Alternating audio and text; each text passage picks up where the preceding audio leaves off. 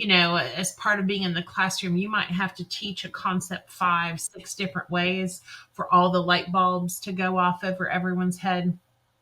And so we have the ability to do that because we've been there and done that.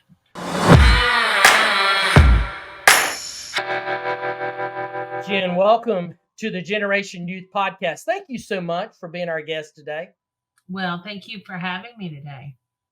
I do so much value that you participated in our inaugural Igniting the Next Generation Summit, which took place in the summer of 2023. For all of those people who are listening or watching this in the future, you'll know when it is. So thank you for being a part of that this summer.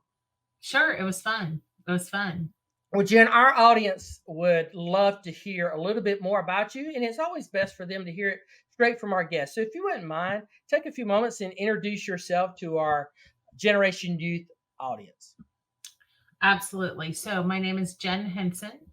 I have been in education what feels like my entire life, starting with making my brother play school in the basement with the stuffed animals, as any good older sister would do, and went straight into college and then straight into teaching high school English. I taught high school English for 22 years. Really loved every day of that. I always tell people I had about 4 bad days of teaching. And so that's pretty good percentages. How long were you in the classroom again?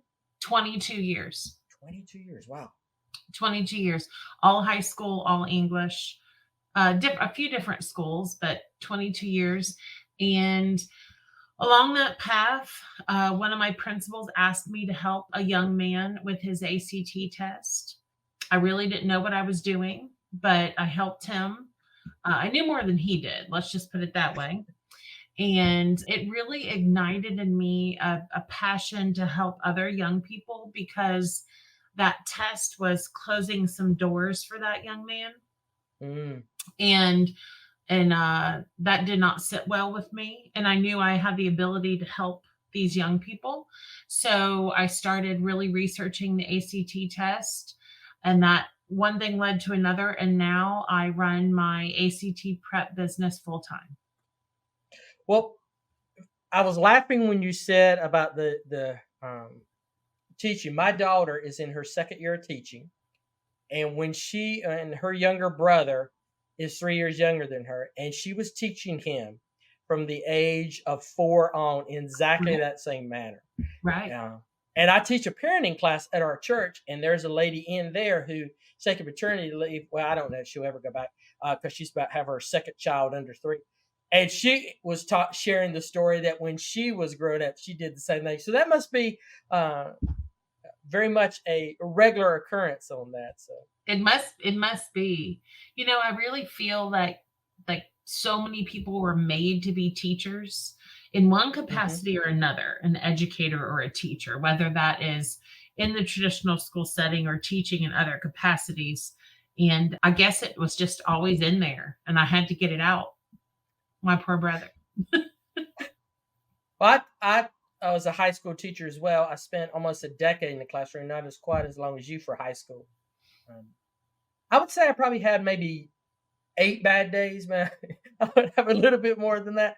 And when you were thinking about that, the very first thought that I thought about, Jen, was my bad days were mostly self-induced. Yes. They were things that I caused. And I can remember each one of those very vividly. And with a lot of time and distance, I can think about, that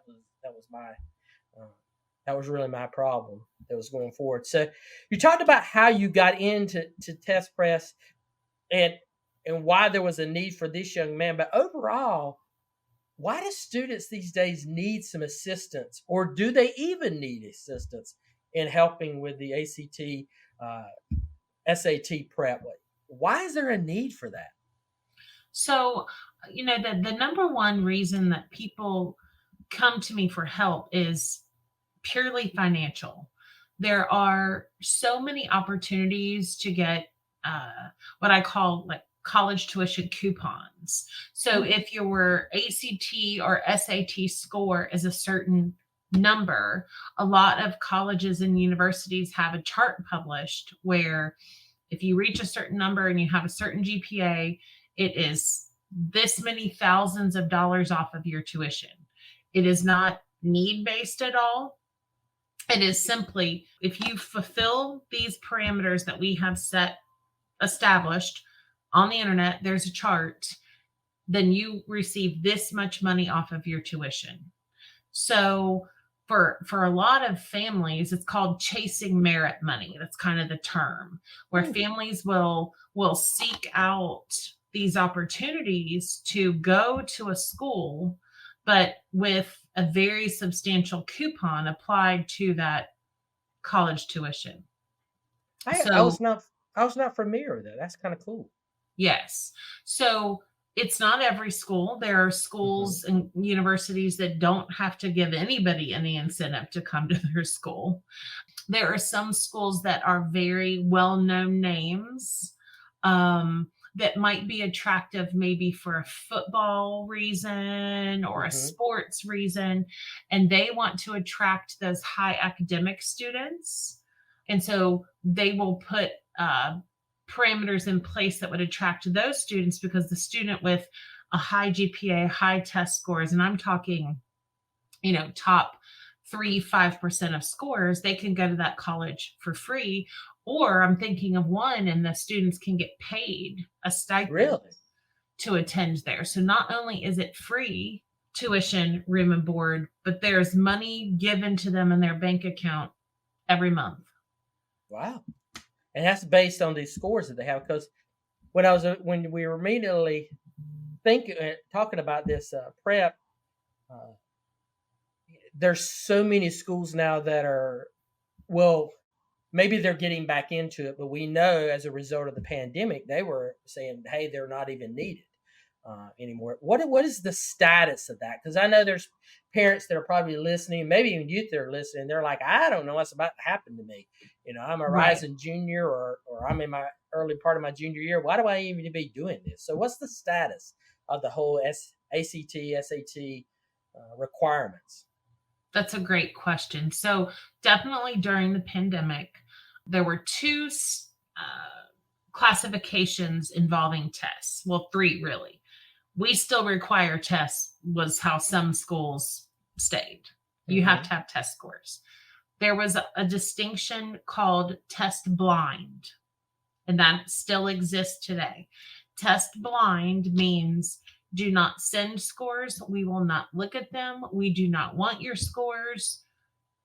We will be blind to them. Even if you send them, we will not look at them. So there's one whole classification of school out in California. The UC systems and the California state systems, they do not require scores. They will not look at scores. Do not send them scores. The other classification is called test optional. So test optional really became a way, and more data is coming out about this classification.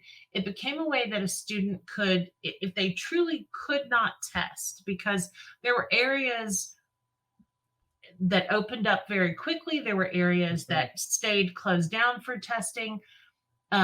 We had students that were flying to other parts of the country to take these tests because their part of the country wasn't offering them, et cetera, et cetera. So colleges became flexible in their application process and said it's optional. If you don't want to send them, if you can't send them, don't send them. Well, I think what families saw from that classification was, oh, I can still apply to some place like Harvard and not need a test score? Well, great. Because knowing that my student would never have the test scores to get into Harvard, we can apply there and maybe get in. But what research wasn't there yet, and now we're getting the data to see that although the application numbers rose, so, thousands more students were applying to these schools, thousands more weren't getting accepted. Right. So at $70 or $50 per application, to get into these schools, I think it really benefits the university to say, oh, no, no, no, it's optional if you don't want to send in scores. Financially, it's great for the university. But if a family digs into this piece of data called the Common Data Set, and it is a report that every college and university has to publish. Now, whether they publish it very easy to find, or whether it's kind of buried in their website, that's another story. But the Common Data Set shows you the number of applicants, the percentage that were accepted. And what I think is what really needs to be looked at in those numbers is the percentage that actually went to that university, the percentage that actually accepted the offer to go to that university and is attending that university, because obviously colleges will accept a larger portion than what they need to go to that university. Not everybody that gets accepted is going to attend. So I think that's the number that the family really needs to look at, is the number that are actually attending that university, and look at their test scores and GPA, and what does that student attending that college actually look like on paper, to see whether or not your student would be able to go there and be accepted. That's intriguing. My son was a junior in 2020. So he was a part of that class that really had more of a rough go at it, because they lost a third of their junior year, and their senior year was a mess any way you want to look at it. And so they immediately didn't have all the schools here in North Carolina that he applied to, and let's see, University of Tennessee and some of the others, they all Liberty, they all I think were either test optional or test blind. He didn't take anything that was going there. So there was a lot of controversy of what they were doing and going forward on that. But do you think so it's swinging back now to more schools are requiring it now, or where are we at, you think? So there was a top tier school, MIT specifically, that was test optional for some time, 2 years, 3 years. I'm not really sure exactly how long. And they just last spring announced, we are requiring test scores again. So it is kind of swinging back on the big ones. It is swinging back. I don't have those exact numbers, but even if the school still has that designation of test optional, what I know is that families, because of people like me and others in my field who are saying, look, just because it's optional does not mean that you don't have to send them. That's a great classification and a great name, but it's very misleading. So that you have a lot that have publicized and just said, I think to save themselves time, you need test scores. We're not playing around with that, because what MIT was seeing was they had students that were not prepared to be MIT students, and that doesn't do the university any. The university doesn't want a student just to come there for 1 year and then have to drop out because they can't handle the rigor of the university. That's very true. The university wants the student there for 4 years. They want them to graduate. I mean, it does not do the university any good to accept a student that they know won't do well there. So the trend is, even if the classification that the university is using hasn't changed, I was just listening to another podcast this morning, and it was a person who helps and advises families on college, and she said, if it says it's optional, it is not optional. It is not optional. There is nothing that is optional. So you'll even have essays that are marked optional. No, it's not optional. So what are the benefits that a family can expect from enrolling their child in a program like yours? Sure. So, in addition to a higher test score, which can mean a coupon towards Hmm. tuition, I mean, I think that that's the best way to look at these merit scholarships. I like that Um, coupon. I like that concept. That kind of put things in a different perspective for me, and I like that. That would have been nice to have known when my oldest two were getting ready for this. well, I think that there's a misconception about scholarships that they are need based, Hmm. or my family won't. We're not going to fill out the FAFSA because we make too much money to get any college scholarships. But there are scholarships that have nothing to do with the financial need of the family. So that's what these merit scholarships provide, is that the student can reach these test scores and has a certain GPA. There could be other criteria associated with it. I'm not sure what that would be, but most of the charts will say GPA and test scores. But Mm. it is automatically put onto their account or taken away from their account, and they can keep that scholarship as long as they keep a certain GPA throughout the school. I had a merit scholarship when I went to college that was for half off of the tuition. Wow. And so I had to keep a minimum GPA. It wasn't that hard to keep. It was very reasonable. And I was able to keep that all 4 years of college. So a family can look forward to that. A student might need tutoring just to get accepted to the university. They might Hmm. know a certain school they want to go to, that you cannot get into that college with below a 28, 29 on the ACT.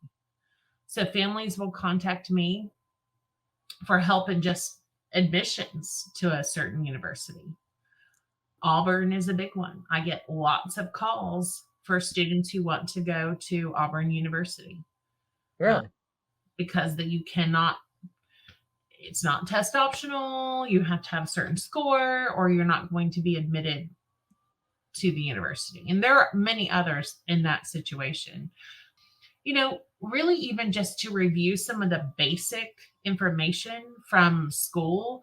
I think with the way education is going now, a lot of these things that students do are on the computer.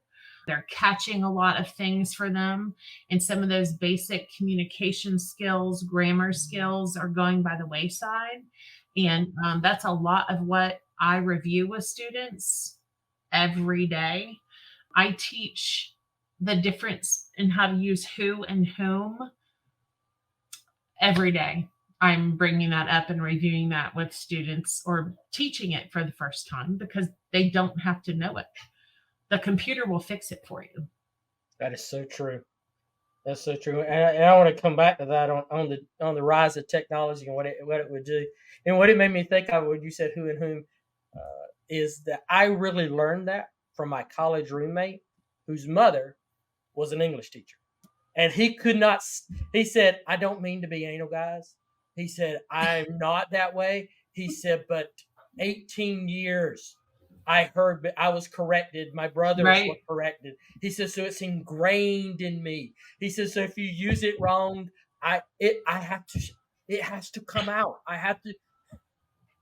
He says, "And I don't mean to say it, but it's what I know." I was like, "Well, it doesn't bother me. I mean." Right? One of the things that I hear as someone who coaches youth from a different perspective, from being a life coach that works with them on that, is that parents are concerned about the way that testing impacts their mental health. So Hmm. from your perspective, both as a teacher and as a test prep person, what are your thoughts on that? We are seeing, I don't think there's any denying the fact that mental health for youth now is a greater concern than it was in previous decades. So, what are your thoughts about that, and how would you address that topic? Well, I know that with my students, every week they're seeing small successes. Hmm. So with my program, students have to do homework. They have to answer questions. And we track, well, you started at, let's say on English, missing 50 on the test. This week you only missed 40. Wow. I mean, that's big. That's a huge improvement. So we talk about how can we get 5 more right next time? So it's these small successes. And so every week is a win with my program. Even though that first attempt at that test might not have been their goal, or it might have gone poorly, or however you want to word it, we do a lot of work with finding the common thread that shows up on every test, which is how I started helping my first student. I didn't know anything about the ACT. I had taken it, but I took it once and I used that score. And so I started to see uh, repeated questions. I started to see things that they asked every test. And so making the students familiar that this is going to show up every time and you know how to answer it because you've answered it 8 times on homework is part of making them comfortable with that. So I get a lot of parents who reach out and they'll say, my child is a horrible test taker, or my child has test anxiety. I think that some of them use that phrase just to mean my student doesn't like these tests. Yeah, that's a good point because I never heard that. I started teaching in the early 90s and we didn't hear that very often in the classroom then. I never heard about test anxiety. Certainly as a child in the 80s, there was no such thing as, if I'd have said to my English teacher, hey, I'm having some anxiety over this test, I mean, I'm pretty sure she would have chewed me out. Right. Miss Evans wouldn't allow that. She might have even swatted my hand or something. She was, yeah, who knows what would have happened. It would not have been good if I'd have done that. And I'm not saying that we were tougher. It was just a different world at that point in time. Right. And you know, I am sure, because I have helped students who do have test anxiety. It is clinically diagnosed. They are in treatment for it. That is certain. There are other families that have just labeled their child that they get anxious. So in kind of digging into that, I will ask, well, do they pass their tests at school, or are they failing every test they take, they're failing? Well, no, they can do the ones at school. Okay. Did they pass their driving test? Yes. Okay. You know, so we start to really have conversations to see, and sometimes the answer is they fail every test. They haven't taken their driving test yet, because, you know, then I refer families to see their physician, you know, because there are things that medical things or clinical things that can help. But otherwise, there are ways to see that these standardized tests are just that, standardized. It's the same information that is asked about every time this test is given, and we can find comfort in the repeated information. So you mentioned, yeah, that I really like your approach. It's more of a holistic approach of helping them to see, you know, these small wins every week, which is really going to build confidence. It's really going to help them go forward on that. Because I do think that some of this, and I would curious to see if you're agreeing with me on this, is some of the anxiety over testing is because we talk about, you know, there's that chatter around the stress of coming with tests. So it's almost like, you know, we're setting them up to be. I never had, you know, that kind of things. I was not a brilliant student, but I tested really well. I mean, I did extremely well on my SATs. You know, coming out of high school, I only took it once because I got the score I wanted. I knew I was going to be able to go where I wanted to go, and then I was like, "Yeah, what's the big deal?" Which in turn, when my school got the results, I had a called meeting with the math head of the math department. They was like, and I was like, "What? I did really well on this." They said, "Yes, you did really well. You did exceptionally well. Matter of fact, you did the best of anyone in your class on this. You doubled your English score on this. Let's talk about your grades now, Mr. McLamb." Right. So it's opposite. So, but I do feel like there's some of that chatter about the anxiety of this that causes stress among youth. How can parents help prepare them better for this, for testing? What tips would you have if a parent says, "Hey, what can I do at home? You're doing great stuff when they come to you, but what can I do to reinforce what's going on to you?" Or maybe for a parent who has not chosen to do this kind of programs, what can they do? A couple of tips that they can help on this, because I think there's probably somebody listening that's going, "I want to know now. What can I do today?" So, Right. Well, one of the things that helps is encouraging your child to read. I mean, if your listeners have little tiny children, read to your child. Read to your child every day, every night, so that the reading, and because on every test you are reading, on every test section, or every test that your student is going to take throughout their schooling, there is reading involved, whether it's a math test or a science test or a social studies test. They have to be able to read and understand what they're reading. And so at every grade level, if you can encourage your student to read, that would be helpful. Because that's going to be a skill that will translate to these higher tests. I think as a parent, I would tell parents not to have an unrealistic expectation of where their child will perform.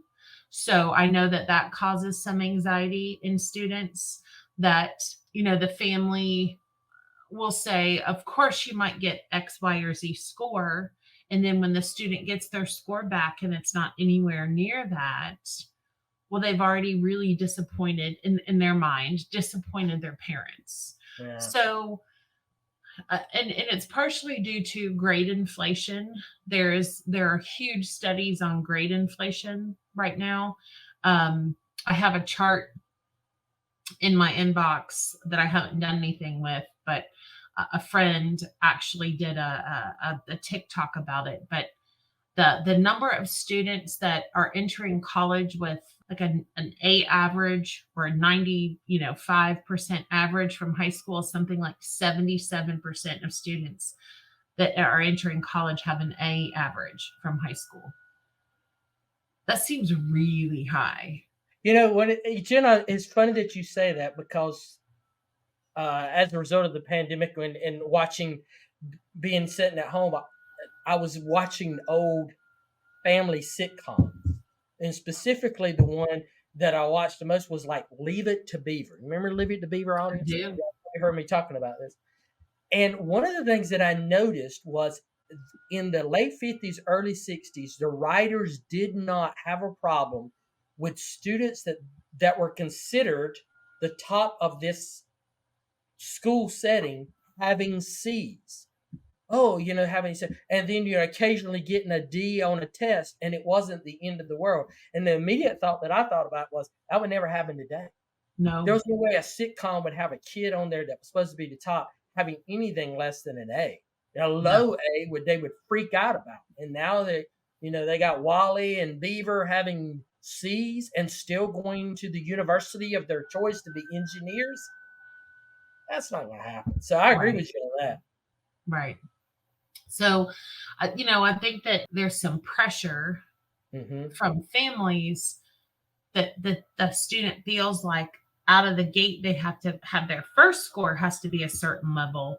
So then the second one that they get, once they get some assistance from someone like me or self-study or, whatever means they use, then will be, a top 1% score. Ooh. But those tests are created so that the top 1% gets the top 1% score. You can't extra credit yourself into having a good ACT score. Like you can extra credit yourself into having a high score in English.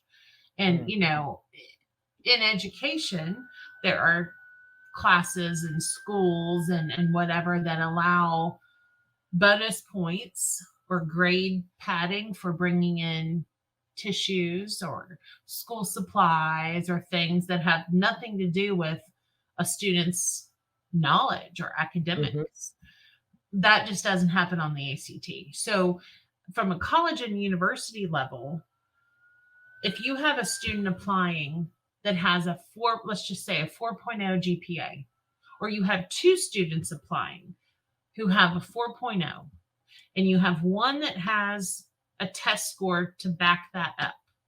Let's say that student has a 30 on the ACT, which is not perfect, but a 30 is a great score. It's out of 36, so it's still a top score.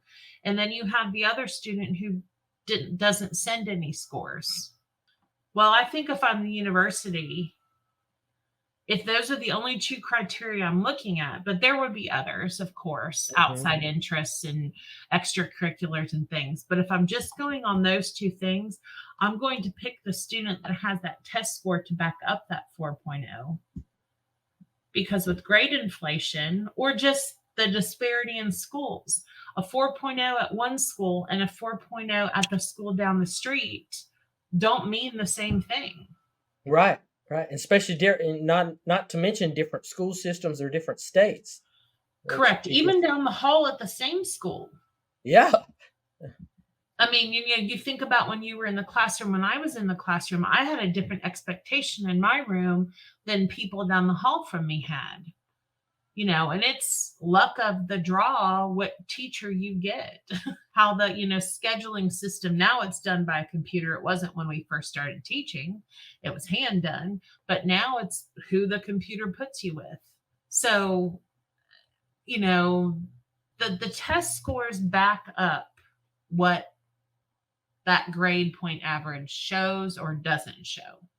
So if we got families listening, your advice and encouragement to them would be go ahead and take this, even though we've had this period of time where it's been widely publicized that you don't need the scores anymore. You would encourage them to do this just, if nothing else, to validate their experience in high school. Sure. And there were a couple other reasons for testing that I didn't mention yet, which is certain dorms, like honors programs at colleges. If you have certain test scores, you can get into honors programs. Honors programs, I remember I received the letter when I was going to college and I threw it away because what does that mean?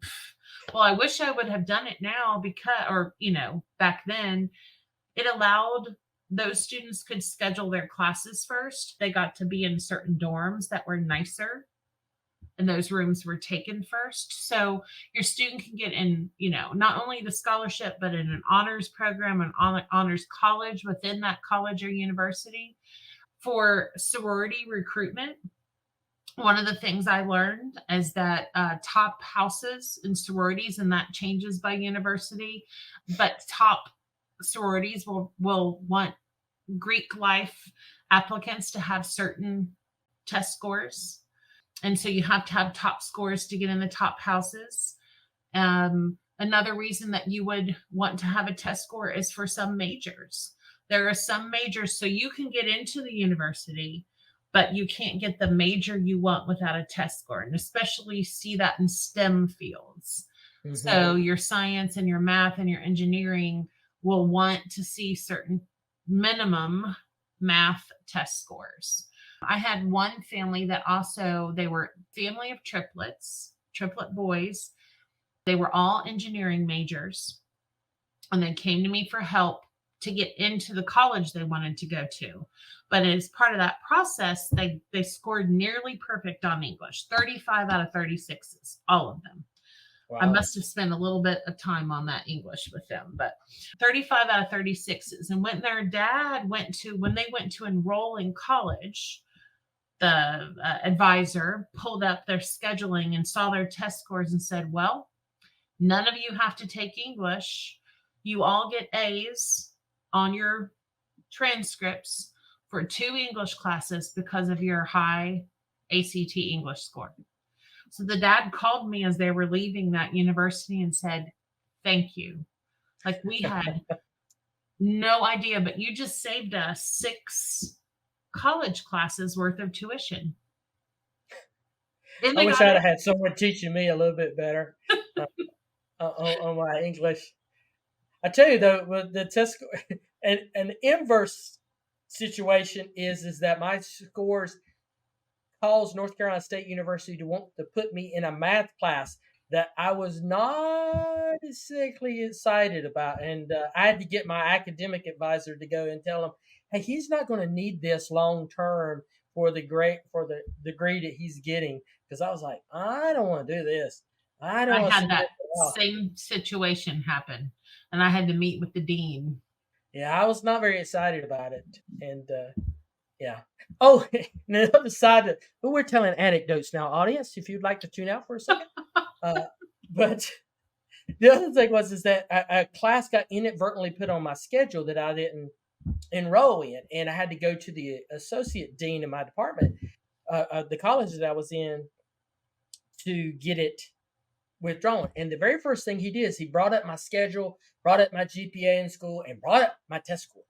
And the very first thing he said was, "Oh, you have real high math scores here. Would you tell me what the square root of 3 is?" And I was like, all I want you to do is drop this Spanish class that showed up on my schedule that I never enrolled in, because I enrolled late in another class that was given the same hour and had similar numbers, and that's how it happened.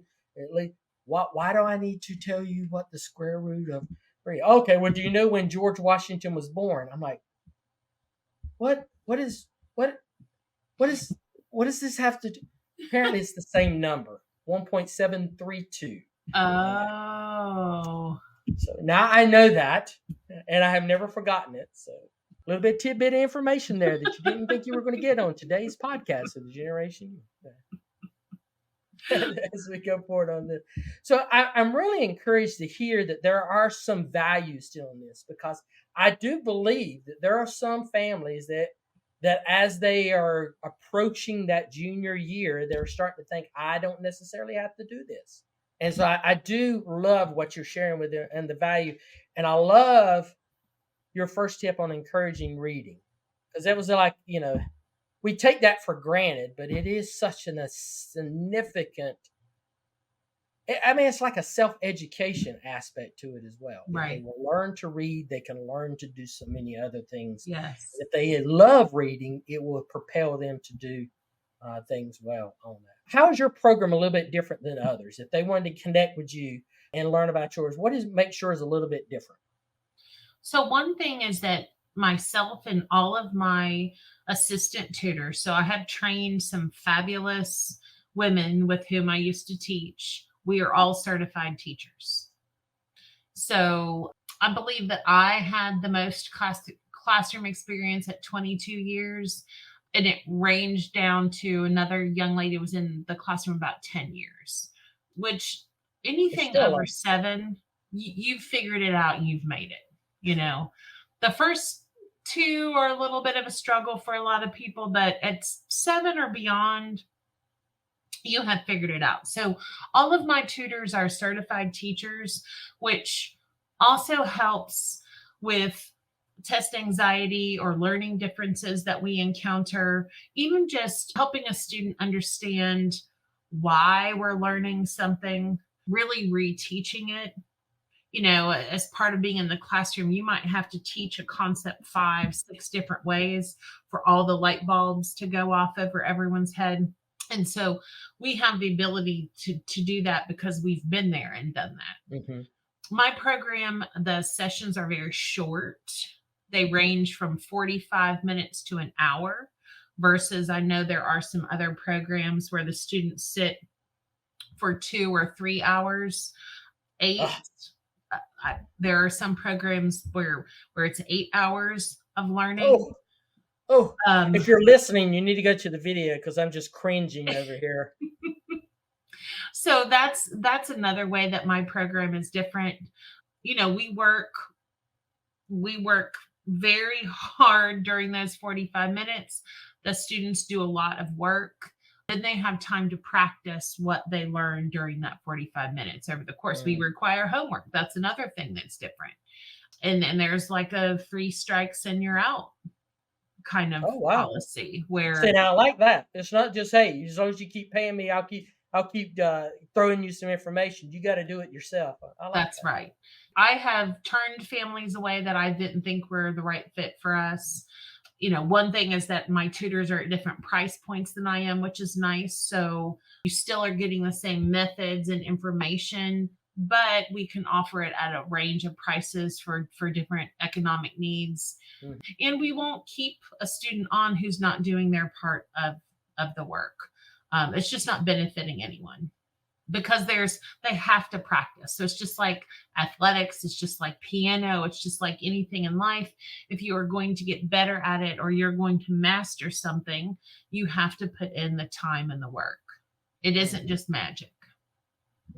I love that, and I love that analogy that I don't think many are going to think about when it comes to this test prep, is that it's the same as if practicing for a sport or practicing for an art. You have to put the time in order to be good at it. That's very good. Jen, how can our audience connect with you guys in the best way to learn more about what you do, and maybe even schedule a time to see if it's the right fit for them? Sure. So my website, www.jenhensonactprep.com, has a lot of information on it. It might be too much information, but there's a whole section of blogs that answer a lot of those questions for families about, well, when should my child test?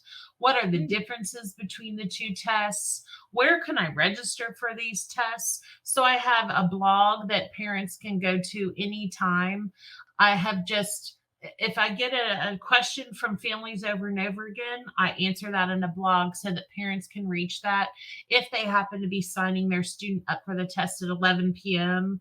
and they feel like, oh, I need this answered, they can go to my website and get most of their questions answered. It also talks about my program, a little bit more of a bio about me. That's the easiest way. And there's a contact me link through there that they can send me some information. They can set up a time to schedule with me. I can send them more information. So there's a lot to read through. And I pride myself in really educating families about what is right and isn't right. If a parent calls me and they want one-on-one lessons, I might say, well, I think that they might benefit from the group that might be half of that price or less than that price, or vice versa. A family who really needs one-on-one help, the student has a very low score, will want to go in our group. And I won't allow it because I just think that student isn't going to do well in the group. Are these live and virtual options as well? So all of our classes are taught live. We don't record anything. If the student can't attend the class and interact with us, so they have to send us answers, they ask questions. Even in the group setting, it's all live taught. In person or online? Both. Okay. Yes. Right. Yeah. So we have Zoom and FaceTime options, as well as I still meet people in person who live by me, and my other tutors do as well. So our audience, if they're all the way in Anchorage, Alaska, they could sign up and be a part of this as well. I have a student in Anchorage, Alaska right now, and I am in Houston, Texas. Well, I wonder if that's the person that signed up for the VIP for the that's the reason it came to mind, as that was one of the last people that signed up for the VIP for the Ignite. Oh, really? Somebody from Anchorage, Alaska. So that's funny. Hey, maybe it was. I'll tell you offline. Okay. So we don't mention the name of who it was. Jen, thank you so much for your time today. And audience, if you're interested in the information, if you look at our show notes, if you're listening, go to your app. If you're watching, just look down in the notes. We'll have all those links available for you, and any social media links as well, so that you can connect with them and learn more about you. But thank you for your time with us today. Thank you, James. And listen, audience, if you've stuck with us this long, you obviously found a lot of value in what you're listening. So please like and share and comment on this. Share it with someone you know, because someone that you know needs this information and would benefit greatly from it. And we'll see you again next week on the Generation Youth Podcast.